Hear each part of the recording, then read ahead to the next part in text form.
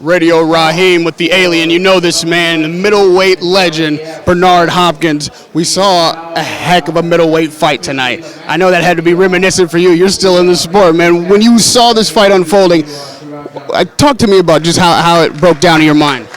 Well, to me, it broke down probably in the middle, about not even the middle, the fifth or fourth round. The jab. The jab was the establishment they able and Triple G used to be effective early.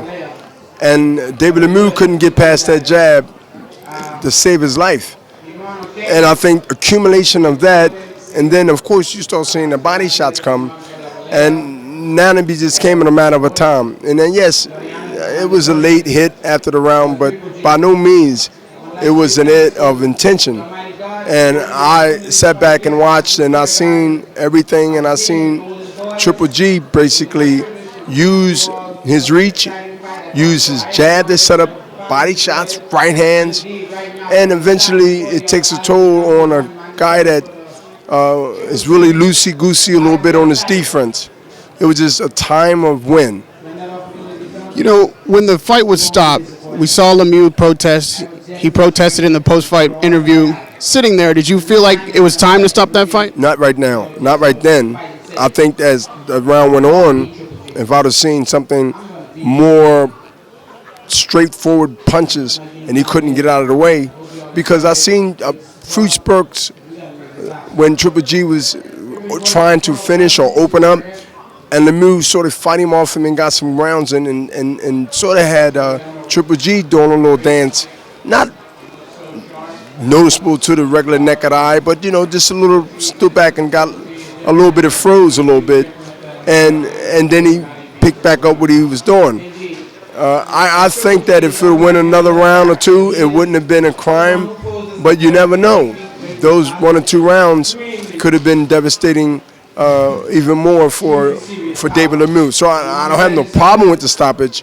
I just think that it would have been another round or two before I would have really been like, okay, you know, stop the fight, or this fight's going to go into deep water.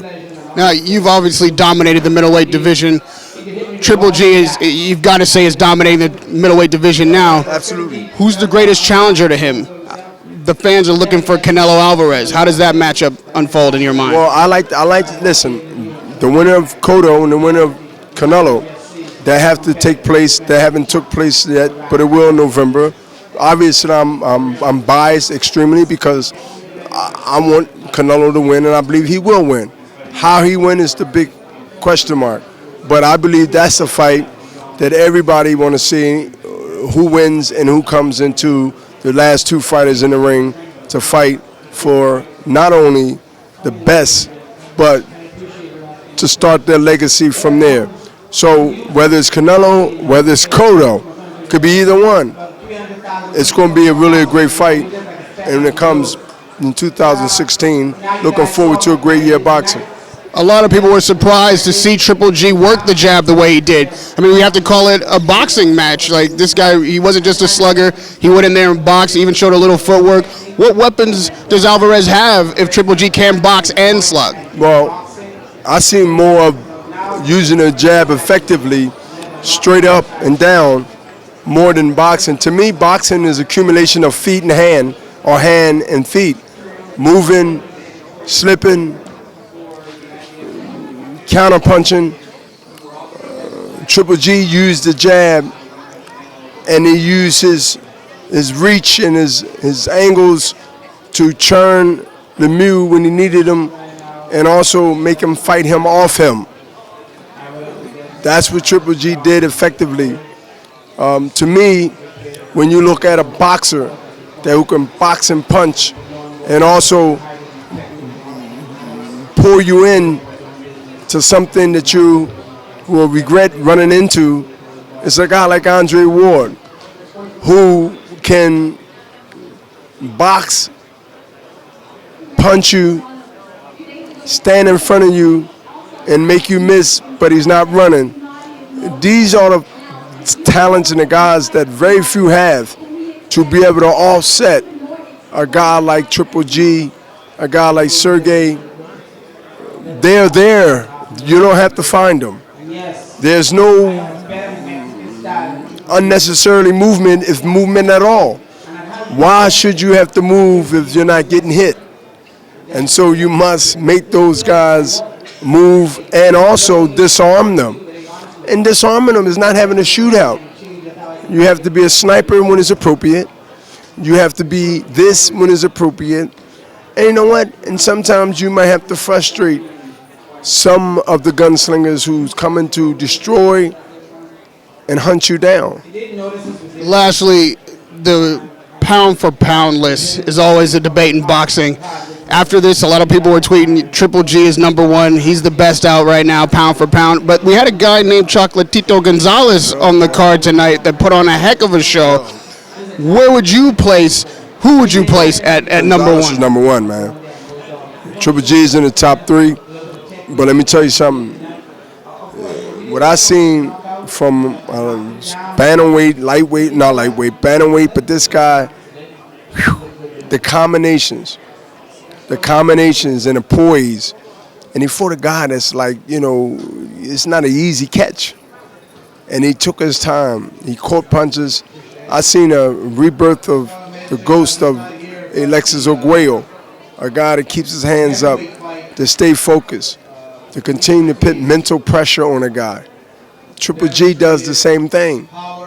Mental pressure on a guy, like you hitting him with shots, and this guy's still keeping a stone face, touching you here in your ribs, here, there.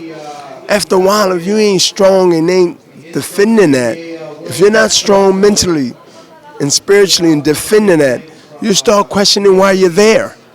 And when you start questioning why you're there, Reddy Raheem, it's just a matter of time, not when.